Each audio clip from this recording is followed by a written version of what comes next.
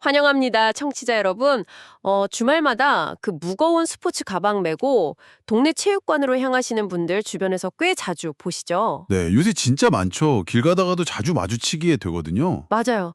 근데 그런 분들 보면서 약간 대체 무엇이 저 사람들을 저렇게 움직이게 만드는 걸까? 이런 생각 해보신 적 있으신가요? 그냥 뭐 땀 흘리고 스트레스 푸는 가벼운 취미 생활 아니냐 이렇게 생각하실 수도 있는데 그 안에서 벌어지는 일들을 들여다보면 생각보다 엄청 진지하거든요. 그렇죠. 그래서 오늘 우리가 함께 짚어볼 이번 심층 탐구의 주제가 바로 그겁니다. 평범해 보이는 일상 속 취미가 품고 있는 놀라운 철학적 깊이에 대한 이야기죠. 네, 오늘 다룰 자료가 되게 흥미로워요. 오늘 탐구를 위해서 저희가 준비한 출처는 윤 작가의 네이버 블로그에 올라온 글입니다.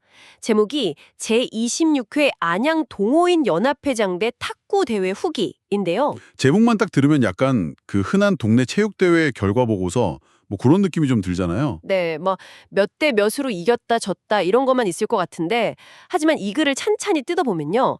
그 가로 152.5cm 그리고 세로 274cm의 작은 탁구대 위에서 엄청난 거장들의 철학이 살아 숨쉬고 있다는 걸 발견하게 됩니다. 맞습니다. 헤르만 헤세, 프리드리크 니체, 빅터 프랭클, 그리고 알베르 카미까지 등장하죠. 진짜 놀랍지 않나요? 그 탁구대 위에서 그 철학자들이 다 튀어나온다는 게. 그러니까요. 그래서 우리가 오늘 이 기록을 통해 청취자 여러분과 파헤쳐볼 핵심 임무가 아주 분명합니다. 어떤 걸까요? 2025년 5월 17일에 안양 호계체육관에서 열린 이 대회의 생생한 현장을 따라가 보면서요. 인간이 도대체 왜 보상도 없는 일상 속 반복적인 행위에 그토록 치열하게 열정을 쏟는지 그 근원적인 동력을 추적해 보는 겁니다. 보상도 없는 일에 왜 그렇게까지 하는가? 네, 그 대상이 오늘 다루는 탁구일 수도 있고 여러분이 베란다에서 매일 공들여 갖고는 식물일 수도 있고요. 아니면 남들은 알아주지 않는 업무의 아주 작은 디테일일 수도 있겠죠. 청취자 여러분, 각자의 삶에 있는 무언가를 떠올려 보시면 좋겠네요. 맞아요.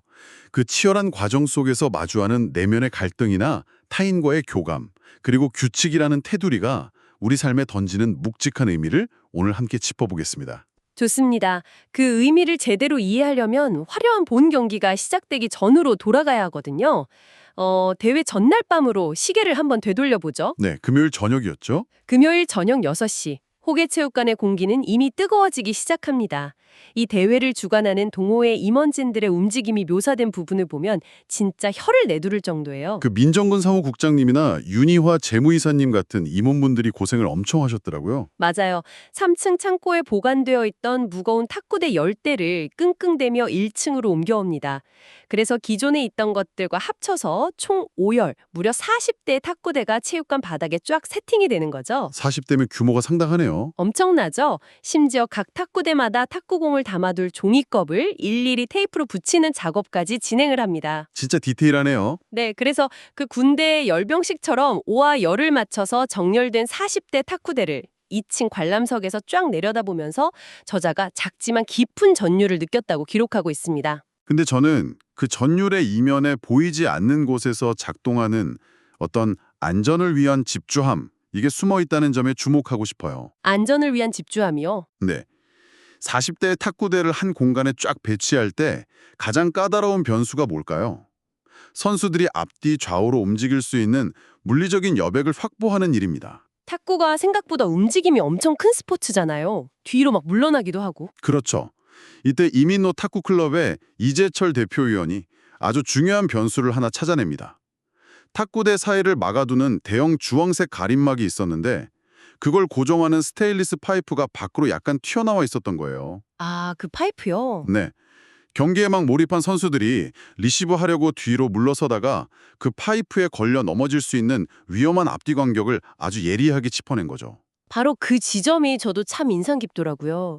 단순히 보기 좋게 40대를 배열했다 해서 끝나는 게 아니라 누군가 크게 다칠 수 있는 아주 미세한 위험 요소를 현장에서 딱 발견을 한 거잖아요. 맞습니다. 그래서 어떻게 했죠? 이미 세팅이 다 끝난 중간열의 파란색 가림막을 어른 한 걸음폭만큼 뒤로 싹 물려서 전체 탁구대의 위치를 재조정하는 수고로움을 기꺼이 감수를 합니다. 이미 다 맞춰놨는데 다시 옮긴다는 게 쉬운 일이 아니거든요. 귀찮을 법도 한데 말이죠. 누군가의 눈에는 고작 그 한 걸음의 차이겠지만 그 한 걸음이 모여서 선수들이 온전히 탁구공에만 집중할 수 있는 완벽하게 안전한 무대를 완성하는 강력한 토대가 되는 셈입니다. 이게 비단 탁구장뿐만이 아니라 우리 일상이나 직장에서도 똑같습니다. 시스템이 아무 문제 없이 매끄럽게 돌아갈 때는 누구도 그 기반을 다진 사람들의 노고를 눈치채지 못하잖아요. 당연히 원래 잘 돌아가는 줄 알죠. 튀어나온 각도까지 전부 계산해내는 묵묵한 헌신 그리고 치밀한 합의 과정이 존재한다는 걸 이 전날 밤의 풍경이 완벽하게 대변해주고 있습니다. 맞습니다. 그런데 이렇게 치밀하게 준비된 무대에 오르기까지 저자 개인이 겪어야 했던 내면의 투쟁과 육체적인 한계도 굉장히 흥미로운 포인트입니다. 저자의 몸 상태가 정상이 아니었죠. 네, 저자는 대회 한 달 전부터 갑작스러운 오른쪽 어깨 통증, 그러니까 오십견 진단을 받게 됩니다. 팔을 들어 올리는 것조차 고통스러운 상태에다가 개인적인 사정까지 막 겹치면서 한 달 넘게 라켓을 완전히 놓아야만 했어요. 한 달이면 스포츠에서는 엄청난 공백기거든요. 감각도 다 떨어지고. 그래서 대회가 코앞으로 다가온 마지막 주에 화요일과 목요일은 평촌 학원과의 이민로 탁구장에서, 수요일은 신관양 탁구장에서 단 3번, 딱 3번의 훈련만을 거친 채 출전을 감행합니다. 사실상 거의 준비를 못한 거네요. 저자 스스로도 이걸 무모한 도전이라고 칭할 정도였으니까요. 상식적으로 생각하면 그냥 이번 대회는 출전을 포기하는 게 합리적이잖아요. 어깨 통증도 감수해야 하고 훈련량도 부족해서 이건 뭐 참패가 예견된 상황인데 그럼에도 불구하고 왜 굳이 그 무대에 서려고 했을까요? 글쎄요, 아쉬워서 그랬을까요? 이 비합리적으로 보이는 선택을 이해하는 데 있어서 빅터 프랭클의 통찰이 아주 훌륭한 단서를 제공합니다. 프랭클이 그의 저서 죽음의 수용소에서를 통해 이런 말을 역설했죠. 삶은 우리가 그것에 어떻게 반응하느냐에 따라 의미가 생긴다. 아, 어떻게 반응하느냐. 네, 저자에게 이 탁구는 단순한 운동이나 여가 생활이 아니었던 겁니다. 고통스럽고 불리한 상황 속에서도 나는 포기하지 않고 기꺼이 라켓을 쥐겠다고 스스로 선택한 삶에 대한 아주 주도적인 반응이었던 거예요. 그러네요. 결과가 뻔히 보여도 그냥 부딪히는 그 선택 자체가 의미가 있다는 거군요. 맞습니다. 흐르는 땀을 닦아내면서 단 1점을 내기 위해 극도로 집중하고 실수가 나올 때마다 아쉬워하면서도 스스로를 다잡는 그 과정 자체가 결과랑 상관없이 내가 살아있다는 걸 증명하는 순수한 의지의 발현인 거죠. 와, 살아있음의 증명. 정말 멋진 표현입니다. 이런 의지들이 모여서 폭발하는 대망의 아침이 드디어 밝았습니다.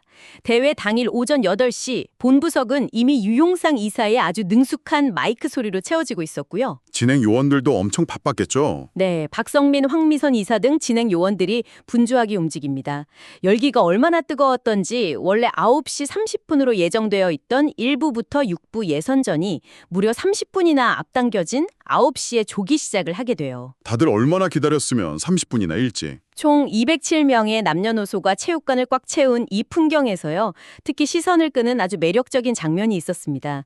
자기 키만한 라켓을 쥐고 엄청 다부지게 코트 위에 선 초중학생 어린 선수들이었거든요. 바로 그 탁구대라는 물리적 공간이 세대와 나이를 초월한 소통의 장으로 변모하는 순간이죠. 어린 선수들 뒤편에는 부모님들이 서 계십니다. 긴장된 표정으로 보고 계셨겠죠. 네. 근데 부모님들이 굳이 큰 소리로 막 이겨라 이렇게 외치지 않아도 그들이 주고받는 시선 속에는 이런 음원이 흐릅니다. 이기고 지는 결과보다 네가 지금 이 순간에 얼마나 온전히 집중하고 있느냐가 훨씬 더 중요해 라는 아주 깊고 무언의 응원 말이죠. 말하지 않아도 통하는 그런 게 있죠. 고수냐 하수냐 어른이냐 아이냐를 다 떠나서 네트를 사이에 두고 랠리를 이어가는 행위 자체가 거대한 교감의 언어입니다. 서로의 호흡을 읽고 상대의 좋은 플레이에는 미소로 화답하고 또 나의 실수는 담담히 인정하는 거죠. 이 어린 선수들이 막 긴장감을 뚫고 작은 탁구공을 받아치는 모습을 묘사하면서 저자가 여기서 헤르만 헤스의 소설 데미안의 아주 유명한 구절을 떠올립니다. 새는 알에서 나오려고 투쟁한다. 알은 세계다. 태어나려는 자는 하나의 세계를 깨뜨려야 한다. 이 데미안의 문장이 탁구장이라는 이 땀냄새 나는 공간에 적용되는 맥락이 저는 진짜 탁월하다고 봅니다. 어떤 점에서 탁월하다고 보시나요? 아이들에게 탁구대는 두려움이나 긴장감으로 꽉 둘러싸인 하나의 작은 세계, 즉 아주 단단한 알과 같거든요. 자신에게 날아오는 공에 맞춰서 라켓을 쫙 휘두르는 그 짧은 찰나의 순간순간마다 아이들은 자신을 감싸고 있던 세계를 깨트리고 한 단계 더 넓은 세상으로 나아가는 눈부신 송장의 투쟁을 벌이고 있는 겁니다. 알을 깨는 투쟁이라. 그리고 더 중요한 건 이 투쟁이 비단 어린 아이들에게만 국한되는 건 아니라는 점이죠. 맞습니다. 성인은 저자 역시 자신만의 알을 깨는 아주 고통스러운 과정을 현장에서 겪어냅니다. 솔직히 개인 성적만 놓고 보면 참담했거든요. 예선전에서 전패를 기록하고 본선 첫 경기에서도 뼈아픈 패배를 당합니다. 준비를 못했으니 어쩔 수 없는 결과이기도 했고요. 그래도 다행히 김상욱 선수나 심갑보 선수 같은 아주 든든한 팀원들의 활약 덕분에 단체전은 8강까지 진출하는 기쁨을 누리기는 했어요. 하지만 개인으로서는 철저하게 실패를 맛본 하루였죠. 몸 상태도 갈수록 안 좋아졌을 텐데요. 네, 어깨 통증은 점점 심해지고 체력은 완전 바닥이 나서 결국 팀원들보다 먼저 짐을 챙겨서 체육관에 빠져나와야 했습니다. 참 쓸쓸한 퇴장일 수 있는데. 그런데 텅 빈 코트를 등지고 나서는 저자의 내면에 자리 잡은 감정이요. 좌절이나 허탈감이 아니었습니다. 글에 이렇게 남깁니다. 오늘 이곳에서 나는 살아냈다. 이 묵직한 한마디를 남기거든요. 패배를 거듭하고도 그 텅 빈 체육관에서 오히려 충만함을 느끼는 이 역설적인 감정. 이걸 가장 잘 설명해 줄 수 있는 철학자가 바로 프리드리히 니체입니다. 니체가 어떤 말을 했었죠? 니체는 반복은 권태가 아니라 생의 의지를 드러내는 증거다라고 말했습니다. 우리는 종종 매일 똑같은 훈련을 반복하고 대회에 나가서 지고 또 지는 이 쳇바퀴 같은 과정을 무의미한 에너지 소모나 아주 지루한 권태로 오해하곤 하잖아요. 어차피 질 건데 왜 해? 이렇게 생각하기 쉽죠. 하지만 니체의 관점에서 보면 완전히 다릅니다. 패배가 예견된 상황이나 아픈 몸을 이끌고 다시 그 탁구대 앞에 서는 반복적이고 끈질긴 행위는 운명에 굴복하지 않고 내 삶을 온전히 긍정하겠다는 강렬한 권력의 의지인 겁니다. 무의미해 보이는 그 수많은 랠리를 온몸으로 받아냄으로써 역설적으로 내 삶의 의미를 꽉 채워 완성해내는 거네요. 정확합니다. 철학적 성찰이 깊어지다 보니까 이 탁구 대회가 진짜 우리 인간 삶의 축소판처럼 느껴지기 시작하는데요. 우리가 삶을 살아가면서 절대 피할 수 없는 또 다른 중요한 요소가 바로 돌발 상황 그리고 규칙입니다. 네, 아주 중요한 부분이죠. 갈등 상황이 꼭 생기니까요. 이 기록에는 아주 흥미로운 규칙 관련 갈등 상황이 두 가지나 등장합니다. 첫 번째 상황은 김택수 팀과의 본선 첫 경기, 홍승현 선수와의 3세트에서 벌어진 뒤바뀐 서브 순서 사건입니다. 이게 어떤 상황이었냐면 원래는 저자가 서브를 넣고 세트를 시작해야 하는 차례였거든요. 근데 상대인 홍승현 선수가 무심코 본인이 서브를 넣었고 저자 역시 무의식적으로 리시브를 해버리면서 1포인트가 진행이 되어버린 겁니다. 랠리가 한번 끝난 거죠. 네, 한 점이 끝나고 나서야 저자가 아차한 거예요. 이번 세트는 제가 서브를 넣을 차례인데요. 하고 문제를 제기한 거죠. 탁구에서 서브권이라는 게 경기의 주도권에 쥐는데 결정적인 역할을 하잖아요. 아주 예민한 문제입니다. 그럼 보통 다시 하자고 하지 않나요? 그렇죠. 그런데 여기서 상대팀 벤치에 있던 이광철 선수가 개입하면서 상황이 되게 묘해집니다. 저자는 당연히 앞선 1포인트를 무효로 돌리고 0대0 상황에서 본인의 서브로 세트를 다시 깔끔하게 시작할 줄 알았는데 상대 측에서 점수는 유지하고 이제부터 원래대로 서브를 넣으시면 됩니다. 라고 말을 한 겁니다. 점수는 유지한다고요. 저도 사실 처음 기록을 읽으면서 고개를 좀 갸우뚱했어요. 아니 상대방이 실수로 서브 순서를 어겼는데 득점은 그대로 인정하고 넘어간다니. 당하는 입장에서는 당연히 기운이 빠질 수밖에 없잖아요. 솔직히 억울하죠. 실제로 저자도 겉으로는 네, 알겠습니다 하고 넘어갔지만 내심 기분이 많이 상한 채로 경기를 이뤄갔고 결국 평정심을 잃고 그 세트를 내주고 맙니다. 그런데 규칙집을 자세히 들여다보면 이 상황을 바라보는 관점이 완전히 뒤집어집니다. 맞습니다. 감정적인 억울함을 잠깐 배제하고 국제탁구연맹 ITTF 규정 2.13.6조항을 객관적으로 딱 적용해보면 진짜 놀라운 사실을 알 수 있죠. 규정에 뭐라고 되어 있나요? 선수가 서비스 리시브 순서를 틀리게 한 경우 심판은 오류가 발견되는 즉시 경기를 중단시키고 올바른 순서로 재개해야 한다. 다만 오류가 발견되기 전까지의 점수는 모두 유효하다라고 명확하게 명시되어 있습니다. 오류 전까지의 점수는 유효하다. 그러면 상대팀의 주장이 뭔가 자신들에게 유리하게 이끌려는 얄미운 꼼수가 아니라 정확히 규칙에 입각한 정당한 요구였던 거네요. 네, 완벽하게 룰에 맞게 대처한 겁니다. 저자 역시 나중에 경기가 다 끝나고 이 룰을 찾아보고 스스로의 무지를 되게 부끄러워합니다. 그러면서 여기서 알베르 카뮈의 명언을 탁 인용을 해요. 인간의 위대함은 실수를 반복하지 않음에 있는 것이 아니라 그 실수를 인식하고 성실하게 바로잡는 데 있다. 이 문장이 탁구의 룰과 결합되면서 주는 여운이 진짜 상당합니다. 어떤 부분에서 여운을 느끼셨나요? 우리는 보통 내 실수든 타인의 실수든 무언가 잘못됐을 때 그 시간을 아예 무효로 싹 되돌리고 완벽한 백지 상태에서 다시 시작하고 싶어하는 아주 강력한 본능이 있거든요. 아까 그럼 무효, 우리 다시 해. 이렇게요. 그 지점이 바로 카뮈의 철학이 빛을 발하는 순간인 거죠. 삶이든 스포츠든 실수를 저지르거나 상황이 원치 않게 꼬이는 것은 우리가 통제할 수 없는 필연입니다. 중요한 것은 과거를 지우려고 애쓰거나 억울해하면서 그 감정이 매몰되는 게 아니라는 거예요. 억울해할 시간에 다음 서브를 준비해야 한다는 뜻이겠죠? 정확합니다. 이미 흘러가 버린 실점과 오점을 내 삶의 기록으로 아주 담담하게 껴안은 채 그 오류를 인식한 바로 지금 이 순간부터 정해진 원칙에 따라 올바른 폼으로 남은 경기를 성실하게 이어나가는 태도. 규칙이 우리에게 가르쳐주는 것은 단순한 행동의 통제가 아닙니다. 돌이킬 수 없는 현실을 정면으로 마주하는 단단한 용기인 셈이죠. 과거의 실적을 껴안고 현재를 성실히 살아낸다. 진짜 탁구대 위에서 배우는 멋진 통찰입니다. 이어서 등장하는 두 번째 갈등 상황 역시 만만치 않은 딜레마를 던져줍니다.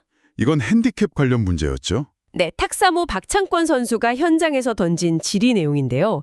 실력 차이가 좀 나는 8부 선수와 7부 선수가 경기를 치르는 상황이었습니다. 보통 탁구 동호회 대회에서는 실력 차이를 보정하려고 부수 차이만큼 핸디 점수를 주잖아요. 맞습니다. 규정상 하위 부수 선수가 핸디 점수를 먼저 받고 시작해야 하는데 양쪽 모두 경기에 집중하느라 까맣게 잊고 동점 상태로 1세트를 끝내버린 겁니다. 그러고 나서 2세트 시작하려고 스코어판을 싹 넘기다가 그제야 두 사람 모두 아차 우리 핸디 점수 적용 안 했네 하고 깨달은 상황인 거죠. 이런 경우에는 심판으로서 도대체 어떻게 상황을 수습해야 할까요? 이 사례야말로 원칙의 엄격함과 상황의 유연성 사이에서 어떻게 절묘하게 균형을 잡을 것인가를 보여주는 완벽한 리더십 교재입니다. 이론적으로 가장 무결한 정석은 경기를 완전 무효화하고 처음부터 다시 치르는 거예요. 룰대로라면 그게 맞죠. 왜냐하면 핸디캡이라는 건 단순한 보너스가 아니라 애초에 이 경기가 성립하기 위한 가장 기본적인 전제 조건이기 때문입니다. 전제 조건이 누락된 1세트는 공정성을 상실했으므로 인정할 수 없다는 논리가 성립하죠. 하지만 현실의 대회는 다르잖아요. 시간이 부족하죠. 네, 제한된 시간과 빠듯한 일정이라는 물리적 한계 속에서 돌아갑니다. 모든 실수를 다 원점으로 되돌려서 재경기를 치르다 보면 대회의 흐름 자체가 아예 마비될 수 있습니다. 뒤에 경기가 계속 밀려 있으니까요.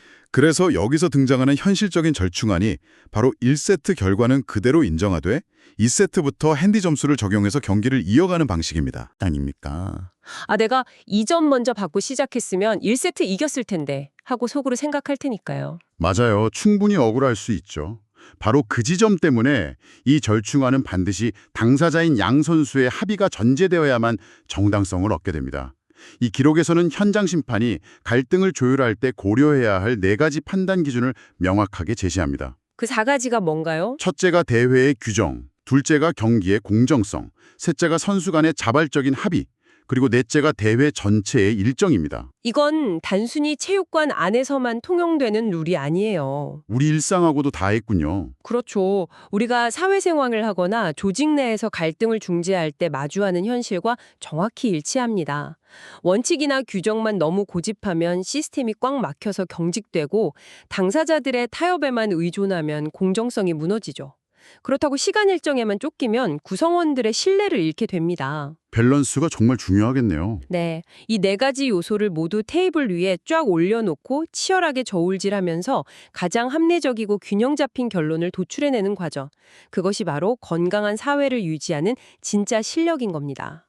오늘 안양 동호인연합회장배 탁구대회라는 누군가에겐 평범한 주말 임사일 뿐인 이 기록을 통해서 정말 깊은 이야기들을 나눴습니다. 수십 대의 탁구대를 세심하게 설치하는 보이지 않는 헌신, 아픈 어깨를 이끌고 텅 빈 체육관에서 스스로 살아있음을 증명해낸 개인의 치열한 투쟁, 그리고 세대를 뛰어넘는 눈빛의 교감, 마지막으로 룰이라는 엄격한 잣대 앞에서 인간이 보여줘야 할 책임감과 성숙함까지. 탁구가 다 품고 있었네요. 네, 이분들에게 탁구는 그저 승패를 가리는 스포츠가 아니라 안양이라는 물리적 공간 속에서 서로의 삶을 끈끈하게 연결하고 내면을 단단하게 벼려내는 진짜 인생의 축소판이었습니다. 결국 이 치밀한 탐구의 끝에서 우리가 마주해야 할 것은 청취자 여러분 자신을 향한 질문입니다. 어떤 질문일까요? 여러분의 일상 속에는 이렇게 승리와 보상에 크게 연연하지 않고 내가 땀 흘리는 그 과정 자체에 온전히 몰입해서 살아있음의 감각을 일깨워주는 여러분만의 탁구대가 존재합니까? 그것이 무엇이든 간에 남들 눈에는 무의미해 보이는 반복 속에서 자신만의 의미를 묵묵히 건져 올리는 생의 의지를 꼭 발견하시길 바랍니다. 참으로 묵직하게 다가오는 질문입니다. 오늘 탐구를 마무리하면서요, 청취자 여러분이 방송이 끝난 후에도 혼자 조용히 곱씹어볼 만한 화두를 제가 하나 던져드리고 싶습니다. 오늘 우리는 탁구라는 철저히 물리적인 공간, 그러니까 몸을 부딪히고 땀을 흘리면서 실수가 곧바로 스코어보드에 명확하게 기록되는 현실의 무대에 대해 이야기를 나눴습니다. 핑계될 수 없는 정직한 공간이죠. 네. 그런데 곰곰이 생각해보면요, 우리가 살아가는 이 현대 사회는 점점 이런 물리적인 투쟁의 장소를 잃어버리고 있는 것 같거든요. 스마트폰 화면 속에서, 엑셀 시트 위에서, 그리고 가상의 네트워크 안에서 우리의 성취와 실패는 종종 너무나 추상적이고 창백하게 처리되어 버립니다. 현실감이 좀 떨어지긴 해요. 맞아요. 버튼 하나로 실행 취소를 딱 누를 수 있고 마음에 들지 않으면 언제든 싹 리셋해버릴 수 있는 이런 디지털 세계에 너무 익숙해진 나머지 도리어 현실의 작은 실패 하나에 깊이 절망하고 삶의 중심을 잃어버리는 현대인들이 많아진 것은 아닐까요? 실행 취소가 안 되는 현실을 견디기 힘들어하는 거군요. 그렇습니다. 어쩌면 우리에게 진짜 필요한 건 더 똑똑하고 편리한 디지털 시스템이 아닐지 모릅니다. 탁구처럼 공을 놓치면 직접 허리를 굽혀서 주워야 하고 서브 실수를 하면 그 부끄러움을 온몸으로 감내해야 하지만 결국 경기가 끝나면 서로 웃으면서 악수를 나눌 수 있는 안전한 실패의 육체적 투기장. 이런 게 더 절실한 게 아닐까 싶어요. 땀 흘리면 실패를 배우는 공간이네요. 이번 주말 여러분은 가상의 스크린을 벗어나서 여러분의 몸과 마음이 정직한 땀방울과 뼈아픈 실수를 온전히 경험할 수 있는 어떤 물리적인 무대로 걸어 들어가시겠습니까? 깊은 여운을 안고 오늘의 심층 탐구는 여기서 마치겠습니다. 함께해 주신 청취자 여러분 감사합니다.